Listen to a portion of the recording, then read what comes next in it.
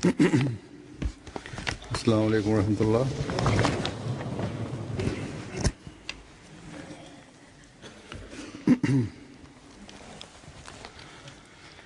अशहदु अल्ला इलाहा इल्लल्लाह वहदहु ला शरीका लहु وأشهد أن محمدًا عبده ورسوله أما بعد فأعوذ بالله من الشيطان الرجيم بسم الله الرحمن الرحيم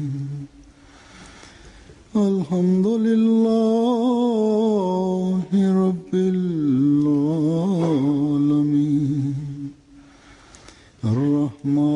الرحمن الرحيم مالك يوم الدين إياك نعبد وإياك نستعين اهدنا الصراط المستقيم صراط الذين أنعمت عليهم غير المغضوب عليهم ولا الضالين.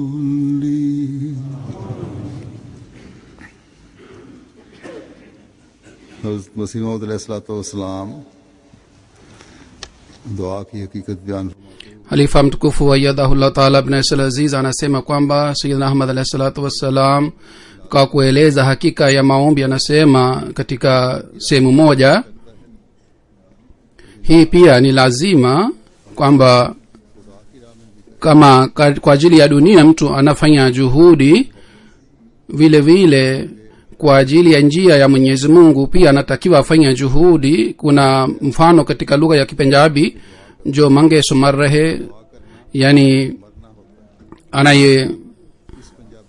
anayetaka kupata basi anatakiwa afanye maombi, na kwa ajili ya kufanya maombi mtu anataka apate hali ya mauti, yani anayekuwa istirari basi anafanya maombi haswa, na katika maombi istirar ni lazima, na hali yake inakuwa ni kama amekufa. Kwa mfano mtu kwa kunywa tone moja la maji akidai kwamba kiu kimekuisha, basi mtu huyu si mkweli. Lakini kama amekunywa maji kwa kujaza kikombe, basi yeye ni mkweli. Na mtu anapofanya maombi kwa kulia sana na roho inapolia kwa Mwenyezi Mungu, basi jina lake ni dua. Na sunna ya Mwenyezi Mungu ni kwamba dua ya aina hii inapoombwa, basi Mwenyezi Mungu anapokea dua ya aina hii au anamjibu,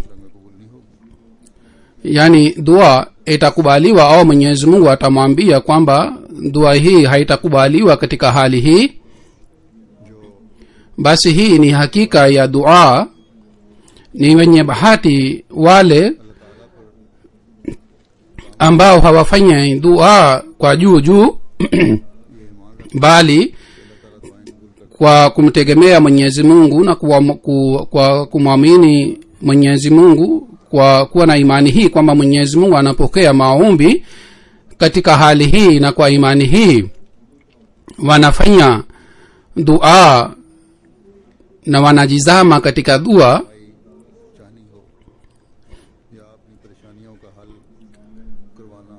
na wakitaka msaada wa Mwenyezi Mungu au wakitaka kueleza matatizo yao kwa Mwenyezi Mungu, au mtu akitaka kupata fadhili za Mwenyezi Mungu, basi mambo haya yote yanaweza kupatikana wakati mtu anafanya maombi kwa kutumia nguvu zake zote na anainama mbele ya Mwenyezi Mungu, na hii ndiyo ni udhoefu wetu mpaka leo. Na katika hali hii Mwenyezi Mungu anapokea maombi ya aina hii au anaongoza katika hali hii ambayo ikiwa si sawa na ombi la aliyoomba. Hata katika hali hii pia Mwenyezi Mungu anampatia utulivu. Kisha kwa kueleza adabu za dua, sehemu moja Sayyidina alayhi salatu wasalam ameandika kwamba dua ni kitu cha ajabu, lakini wanaofanya maombi hawajui adabu za maombi, wala katika dhama hii wanaomba dua hawajui njia zile ambazo ni njia za kupokelewa maombi. Amesema kwa hakika ukweli ni kwamba watu hawajui uhakika wa dua ni nini. Wapo wengine ambao hawaamini kwamba dua inakubaliwa, na wale ambao hawaamini jambo hili, hali yao imekuwa ya aina hii kwamba maombi yao yanakuwa kinyume na adabu ya maombi, na hawafanyi dua kama inayotakiwa ifanywe. Yani hawajui adabu za maombi, na ikiwa hawajui adabu basi maombi pia hayapokelewi. Ukweli ni kwamba maana ya dua, watu hawafanyi dua katika kutumia maana yake, na watu hawa wanakuwa mbaya zaidi kuliko wale ambao hawaamini kuhusu maombi. Na watu wengine kwa sababu ya hui wamekuwa kama ni communist. Kwa ajili ya dua mtu anatakiwa asichoke wala asikate tamaa hata kidogo, na asiwe na dhana mbaya juu ya Mwenyezi Mungu kwamba Mwenyezi Mungu hatapokea maombi. Yani mtu asiwe na imani hii kwamba amefanya dua kwa muda mrefu dua yake haikupokelewa. Sayyidina alayhi salatu wasalam kwa kueleza hakika ya dua na adabu za dua ametufundisha, na alimfundisha masahaba zake ambao walipata malezi kutoka kwake moja kwa moja. Na baada ya kuja kwa Sayyidina alayhi salatu wasalam, mapinduzi yaliyopatikana duniani na mpango wa Mwenyezi Mungu ulioanzishwa. Kwa sababu ya hii wale watu wote ambao Mwenyezi Mungu alitaka kuwaongoza na kurekebisha hali yao, Mwenyezi Mungu aliwafundisha uhakika wa dua na adabu za dua pia. Kwa hiyo wale watu imani yao ilikuwa imara zaidi juu ya Sayyidina alayhi salatu wasalam. Kwa sababu ya hii sasa hivi nitaeleza riwaya ya masahaba kadhaa wa Sayyidina alayhi salatu wasalam ambao walipata malezi kutoka kwake moja kwa moja kwake, na walifanya maombi na Mwenyezi Mungu alipokea maombi yao, na aliwaonyesha kwamba Mwenyezi Mungu amepokea maombi yao. Na kwa sababu ya hii imani yao ilithibitika na ilikuwa mwongozo kwa ajili ya wengine pia. Hadhrat Mia Muhammad Nawaz Khan Saheb anasema kwamba mwaka 1906 katika Sialkot taun ilienea sana, na kila mahali wafu walipatikana, na darsa ilikuwa ikitolewa katika nyumba ya Maula Bakhsh Saheb. Mimi nilikuwa pale, na mimi pia nilikuwa na alama ya tauni, nikafanya maombi, Mola wangu, nimepokea nabii imamu wako, na mimi pia na alama ya tauni, basi mimi nitakufa. Lakini angalieni kudra ya Mwenyezi Mungu kwamba mpaka asubuhi alama ile ya tauni ilipotea. na nilikuwa na rafiki moja, na nilimuona kwamba yeye alikufa, na sisi sote tulikuwa tukiishi katika nyumba moja, na yeye alikuwa si mwanajumuiya. Kisha Hazrat Khalifa Nuruddin Saheb mwenyeji wa Jammu anasema kwamba safari moja nilienda Kashmir kutoka Jammu kwa miguu. Njiani katika msitu niliswali swala na nikafanya dua Allahumma inni a'udhu bika min alhammi wal huzni. Nikafanya dua hii kwa moyo sana, yani Mwenyezi Mungu arekebishe hali yangu. Anasema baada ya dua ile Mwenyezi Mungu alifanya mpango wa kibarua changu kwamba sikupata shida katika maisha yangu, na pamoja na hii kwamba nilikuwa sina biashara maalum, lakini niliendelea kupokea hela chungu mzima kutoka kwa ghaibu. Hazrat Amir Khan sahib anasema 1915 mtoto wangu Abdullah Khan, na nilipokuwa pamoja nao kule, na mtu yule alipata maradhi ya taun na alipata homa kali sana, na siku moja niliporudi saa 10 kutoka ofisini, hali yake ilikuwa mbaya sana. Alikuwa katika hali hai hoi, na wakati huo nilikuwa na mtoto yule mmoja tu. Mama yake alikuwa akihuzunika kwa kuona hali ya mtoto. Kwa kuniona yule mama wa mtoto akaanza kulia sana,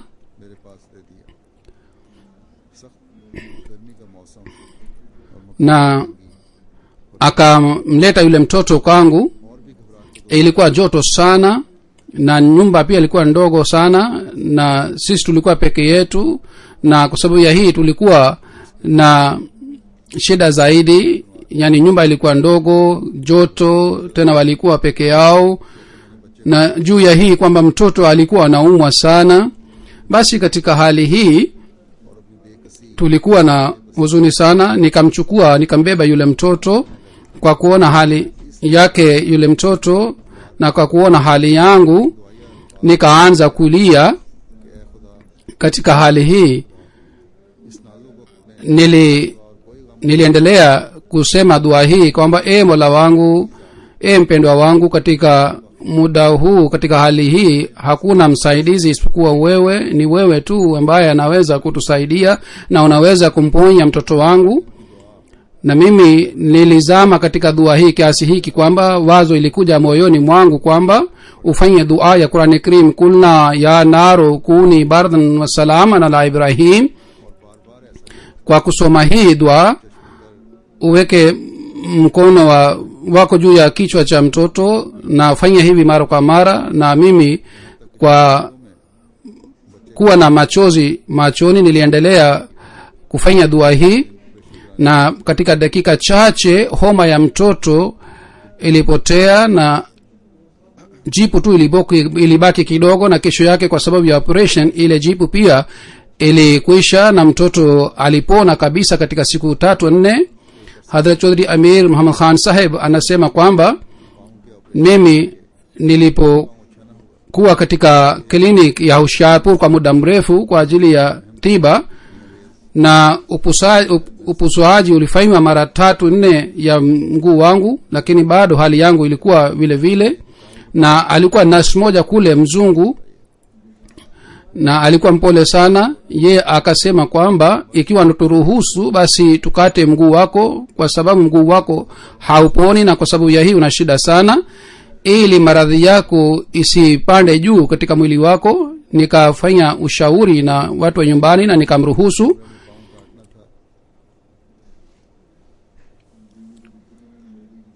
Na nurse akamchukua mke wangu na akaenda naye katika chumba ambapo operation ilipangwa itafanywa. Na Hazur anasema operation ilikuwa ya mke, na nikaomba ruhusa kwamba mimi pia naende naye, lakini akasema ubaki hapa. Kwa hiyo nikafanya wudhu na nikaanza kusali nafali. Yani yule walimchukua mke wangu kwa ajili ya operation, na nikaanza kusali nafali na nikaanza kufanya dua, na moyo wangu ukapata wazo na ukafanya dua kwamba Mola wangu, wewe ni kadiri, unaweza kufanya chochote unachotaka, basi usalimishe mke wangu, isikatwe mguu wake, na hakuna kitu ambacho kisichowezekana kwako. Na kwa kufanya dua hii katika sijda, niliendelea kufanya dua hii kwa muda mrefu, na nikasikia sauti moja kutoka kwa Mwenyezi Mungu, la taqnatu min rahmatillah nilipoinama nilipochukua kichwa changu katika sijida, nikamwona yule nurse ana nikimbilia na anasema kwamba daktari anasema kwamba safari hii nitasafisha mwenyewe majiraha na sikati mguu, yani mguu inaweza kukatwa wakati mwingine pia, lakini safari hii nitasafisha mwenyewe majiraha. Kwa kuona muujiza huu wa Mwenyezi Mungu, na nilifurahi sana kwa kuona msaada huu wa Mwenyezi Mungu kwamba kutoka kwake alinisaidia na mguu wa mke wangu haukukatwa. Hazrat Amir Khan Sahib anasema kwamba mwaka 1925 wakati kwa sababu ya matumizi zaidi hela ilikuisha, na kwa sababu ya matumizi nilikuwa na shida, na katika hali hii nikaona hakuna njia nyingine isipokuwa kufanya maombi. Kwa hiyo nikaanza kufanya maombi mpaka mwezi wa Ramadhan uliingia na nilipata nafasi zaidi ya kufanya maombi.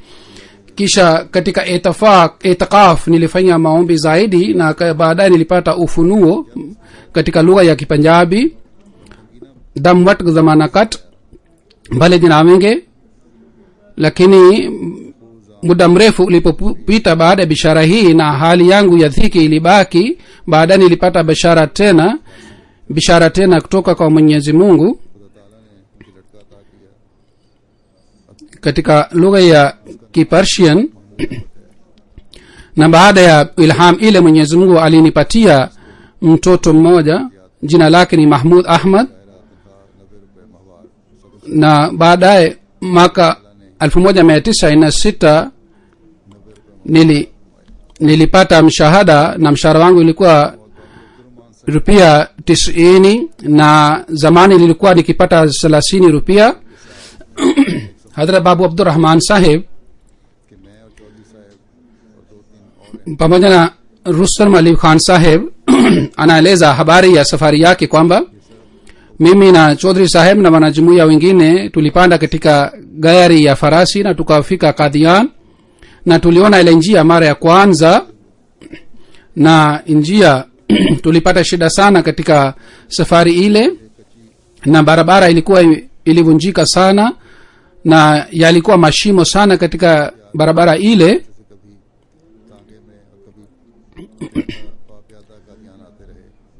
Na tuliendelea kusafiri katika barabara hii mpaka treni ilipatikana kule Qadian. Na baada ya kufika Qadian tulifika katika nyumba ya wageni.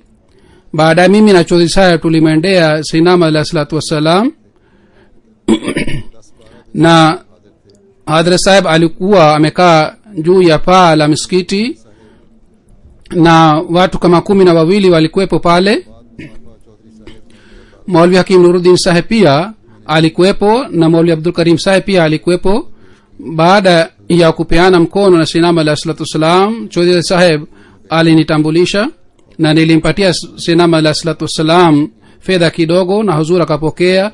Na baada ya kwa sababu ya ombi langu huzur alipokea bayati yangu, na baada ya bayati yangu sisi sote tulifanya maombi.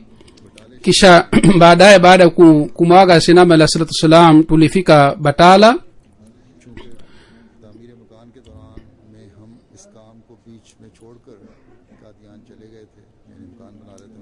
Kwa sababu kule nyumba ilikuwa inajengwa, yani nyumba yangu ilikuwa inajengwa, na sisi tuliacha ujenzi kwa ajili ya safari ya Qadian. Kwa baada ya kurudi tukaanza kujenga nyumba tena, na ghorofa ya pili ilipoanza kujengwa mimi nikapata maradhi mara moja, na homa ilikuwa kali sana, na hali hii iliendelea kwa siku nyingi.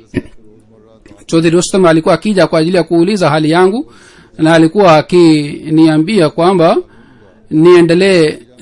Alikuwa akisema kwamba anamwandikia Sayyidina alayhi salatu kwa ajili ya maombi. Na siku moja mchana niliona katika ndoto kwamba dada yangu anasema kwamba dua imekubaliwa. Baada ya kuamka nilimwambia mke wangu na kaka yangu kwamba dada yangu alikuwa hapa sasa hivi katika ndoto na amesema kwamba dua imekubaliwa.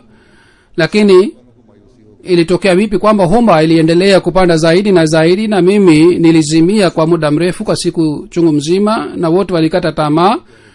Na Rustam Ali Saheb alipata wasiwasi sana kwamba isije akifa katika hali hii na katika muda huu wote watasema kwamba amekufa kwa sababu ya kufanya bayat, na italeta athari mbaya kwa watu na kwa marafiki wale wote ambao wamefanya bayat pamoja naye. Chaudhry Saheb aliendelea kufanya maombi na aliendelea kumwandikia Sinama alayhi salam kwa ajili ya maombi. Ni shukrani ya Mwenyezi Mungu kwamba nikaanza kupona, na katika mwezi mmoja nilipona kabisa, na tulisali swala ya Eid katika maduka yetu kama Mwenyezi Mungu alinionyesha katika ndoto. Dua ilikubaliwa na kauli ile ilitimia. Hazrat Hafidh Mubarak Ahmad Saheb anasema kwamba halifa wa kwanza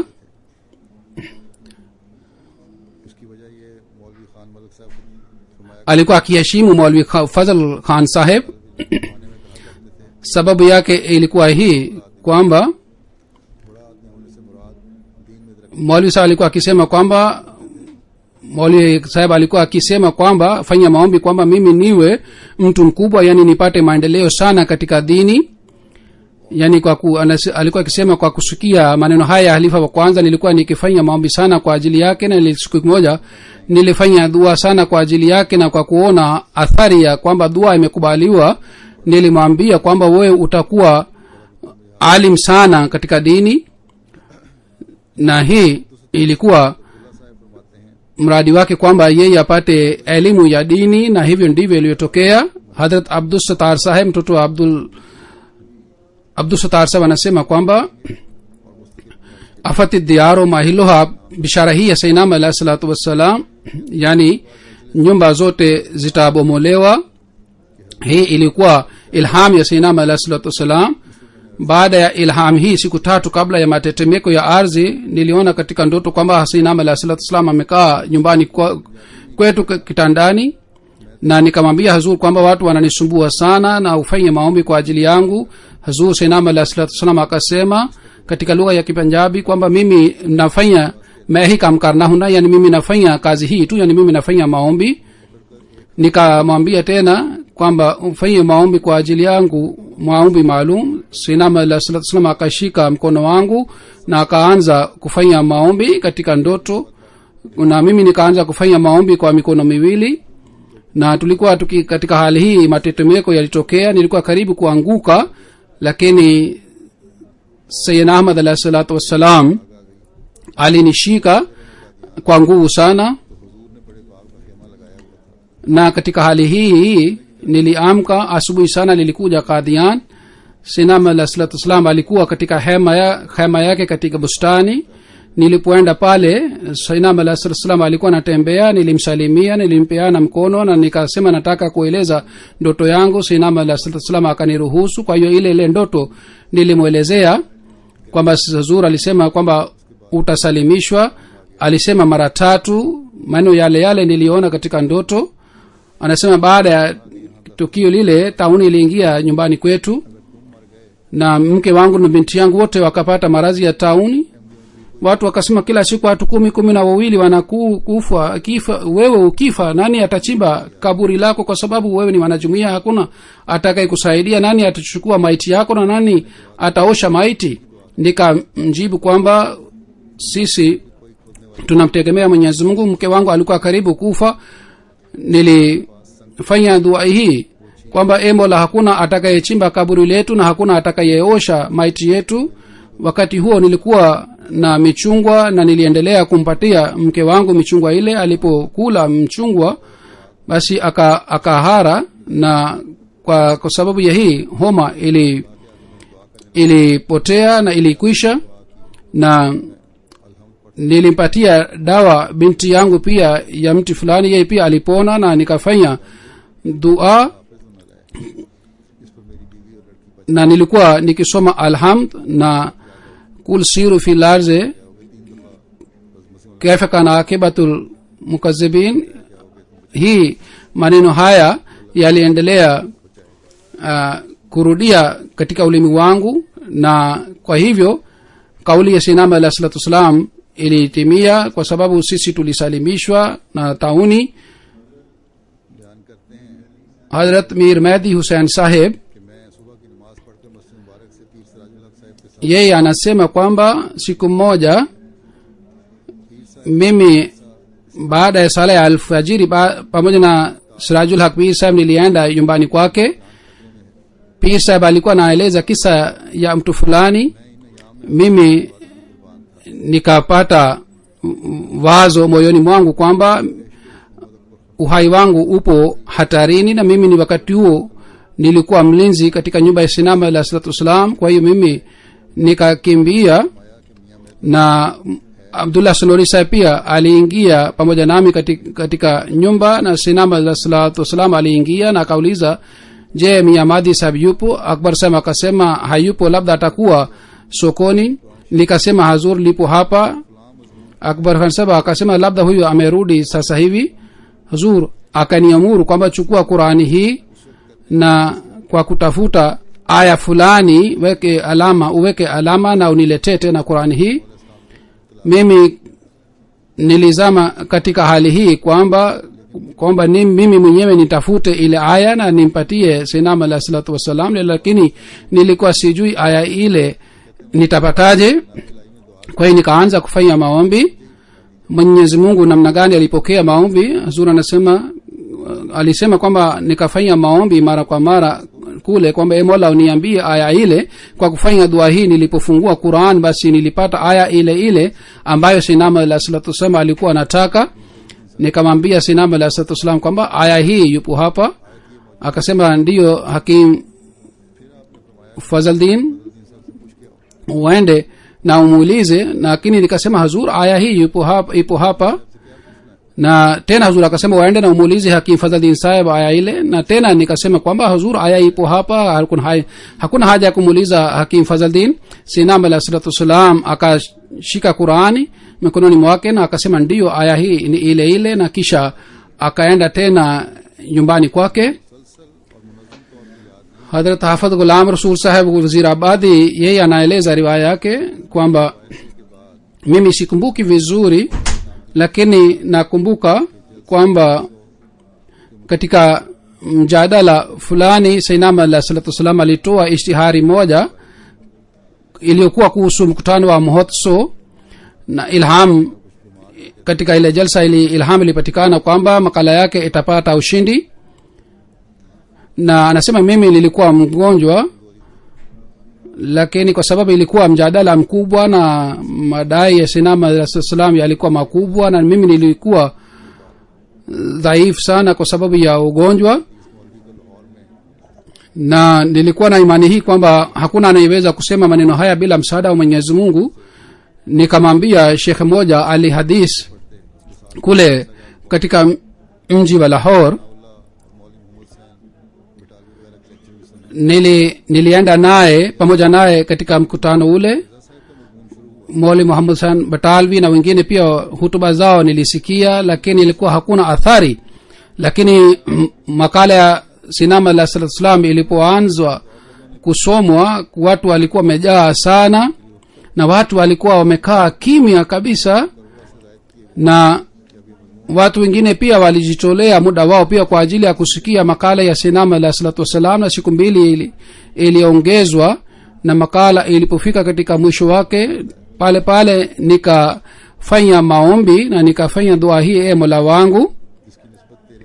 Huzuri anasema angalieni Mwenyezi Mungu namna gani anaongoza. Nikafanya dua hii kwamba Mola wangu, ikiwa huyu ni mjumbe wake ambaye bishara yake ilitolewa na mtume wetu Muhammad sallallahu alaihi wasallam, basi kwa sababu ya baraka yake nipatie shifa, nipone. Basi nilipotoka katika mkutano ule, wallahi nilihisi kwamba nilikuwa sina maradhi hata kidogo. Tangu siku ile mpaka leo haikurudi ile maradhi ambayo nilikuwa ninayo.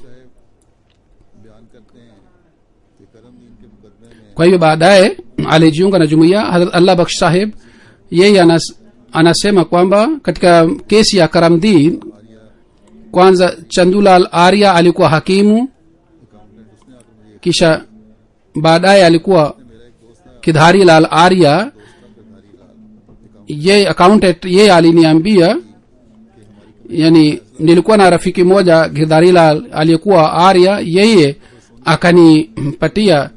akaniambia habari hii kwamba imeamuliwa katika kamati yetu kwamba Mirza Sahib apewe adhabu kali sana, na nikaeleza habari hii kwa Sayyidina alayhi salatu wasalam. Sayyidina alayhi salatu wasalam akasema fanya dua. Kwa hiyo nikarudi, nilipoenda Mratsar ilikuwa wakati wa swala ya asubuhi, nikaenda msikitini na nilikuwa nimekaa msikitini na labda nilikuwa nasoma Durud Sharif. Katika sikio langu la kulia ilikuwa kama imezibwa kabisa, na hata mpaka leo mimi sisikii katika sikio langu la kulia, lakini nikapata sauti hii kwamba Chandulal kabla ya kuamua atakufa. Nilimwendea tena Sayyidina alayhi salatu wasalam na nikaeleza kwamba nimesikia sauti hii kwamba Chandulal Hakima atakufa kabla ya kuamua na kabla kutoa hukumu. Sayyidina alayhi salatu wasalam akasema kwamba bishara hii ni nzuri, basi endelea kufanya maombi. Kisha baadaye niliona katika ndoto kwamba kuna hakimu Muislamu ambaye alimpatia maji mtu wa Atmaram. Sura ya Atmaram ambayo niliona ilikuwa kwamba alikuwa malemavu, na ilipofika tarehe ya kesi nilikuwa Gurdaspur,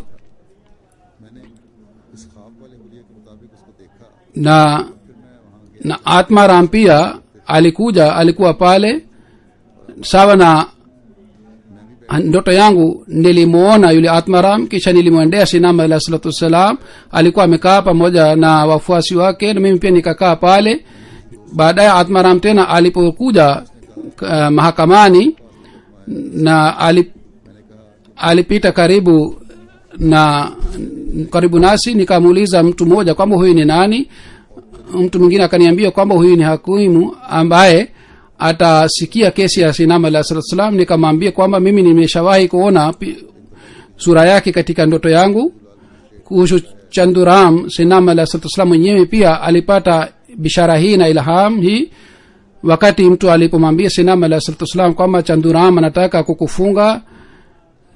Sayyidina alayhi salatu wasalam alikuwa amelala katika mkeka, akasimama na akasema kwamba Chandulal, mimi simoni kwamba Chandulal atakaa katika keti cha mahakama.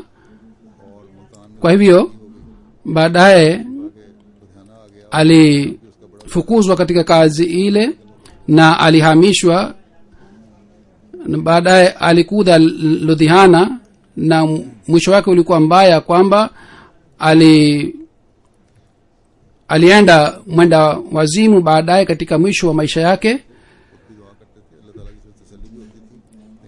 Sayyidina alayhi salatu wasalam katika hali hii alikuwa akifanya maombi mwenyewe na alikuwa akipata utulivu, lakini alikuwa waambia maswahaba zake pia kwa wao pia wafanye maombi, na sawa na ndoto ya maswahaba alikuwa akifuata Sayyidina alayhi salatu wasalam. Myangu lao Nabii Sahib anasema kwamba nilipofanya bayat nilikuwa na shauku sana ya kusoma ilham, ufunuo wa Sayyidina alayhi salatu wasalam. Wakati huo katika gazeti la Zimidar ufunuo wa Sayyidina alayhi salatu wasalam ulikuwa ukitolewa, na mimi nilikuwa nikisoma sana. Kwa kusoma ilham nilipata athari ya hii kwamba na nikapata wasiwasi, yani watu walikuwa wakitoa maoni yao kuhusu ilham, na kwa sababu ya hii nilikuwa nikihuzunika. Siku moja nikafanya maombi na nikasema, Mola wangu, mimi siwezi kuelewa uhakika huu, basi nielimishe, nifahamishe wewe. Kwa hiyo mchana nikapata hali ya aina fulani. Katika hali hii nikaona kwamba farasi yenye rangi blue alishuka na rangi yake ilikuwa inaangaa sana. Nikapata ilhamu moyoni mwangu kwamba huu ni nishani ya kiongozi wako, hivi karibuni mwanga huu utafika hapa ardhini na maadui watangamizwa. Baada ya siku chache nishani fulani Sayyidina alayhi salatu wasalam ilitimia, na kwa sababu nieleze kuhusu nishani ile kwamba sinama alayhi salatu wassalam anasema kuhusu nishani ile kwamba 1907 को जिस पर yani ile nyota bishara yake iliyotumia kwamba mwaka 1907 चमक के साथ करीबन 700 मील के फासले तक जो अब तक मालूम mvuke wa moto ulionekana huko mbinguni na mpaka maili 700 iliendelea kuonekana na iliendelea kuanguka maili 700 na ilianguka hivi kwamba watu wote viumbe vyote vilishangaa kuona hali hii, na wengine walizimia na wengine walipopewa maji wao walipata fahamu. Wengi walisema kwamba ilikuwa moto ulionekana huko mbinguni na ilikuwa kubwa sana na ilikuwa inaangaa sana na ilikuwa inaonekana kwamba itaanguka ardhini hivi karibuni na inaanguka na tena inapanda huko mbinguni. Wengine walisema kwamba ilikuwa mkia pia, na wengine walisema ilikuwa kama ni moto ilikuja kutoka kusini na ilienda kaskazini, na mpaka saa 11:30 mpaka jioni hali hii iliendelea, na tukio hili lilitokea wakati huo. Na hivi Mwenyezi Mungu baada ya kufanya maombi alikuwa akiwaonyesha nishani, na kwa sababu ya hii imani yao iliimarika zaidi. Basi kuhusu kupokelewa kwa maombi na kwa kuonyesha nishani mbalimbali, Mwenyezi Mungu aliboresha imani ya maswahaba wa Sayyidina alayhi salatu wasalam kwa kumpitia Sayyidina alayhi salatu wasalam. Uhakika wa maombi na adabu za maombi waliopata kwamba tunatakiwa tufanye maombi kwamba sisi pia tupate hali hii, na sisi pia kwa kuona nishani dhahiri atuonyeshe maombi yetu yanapokelewa. Kila mmoja wetu pia awe na imani kamili juu ya Sayyidina alayhi salatu wassalam na awe na uhusiano maalum na Mwenyezi Mungu. Basi hii ni dua kila mwanajumuiya anatakiwa afanye na aendelee kufanya dua hii. Ilham ile ambayo niliyosoma kwamba nyumba zote zitabomolewa sawa na hali ya dunia siku hizi, kama kuna hatari ya vita vya tatu, kwa ajili ya hii pia inatakiwa tufanye maombi kwamba Mwenyezi Mungu amlinde kila mwanajumuiya, bali Mwenyezi Mungu alinde kila kiumbe, na Mwenyezi Mungu atuondolee mabalaa haya yote.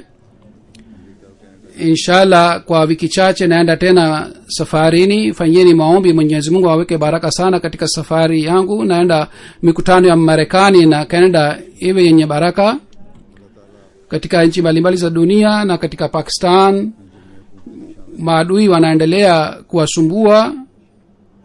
Mwenyezi Mungu awakamate hawa wote wenye shari, na serikali pia inaungana na hawa wenye shari. Mwenyezi Mungu aonyeshe nishani na athibitishe ukweli wa Sayyidina alayhi salatu wasalam, na Mwenyezi Mungu awalinde kila mwanajumuiya katika shari ya hawa watu.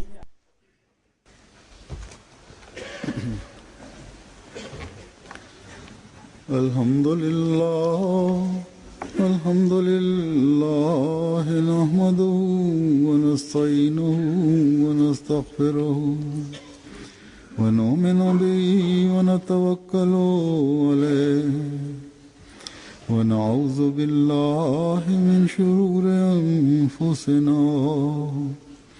wa min sayyiati a'malina. من يهده الله فلا مضل له ومن يضلل فلا هادي له ونشهد أن لا إله إلا الله ونشهد أن محمدا عبده ورسوله.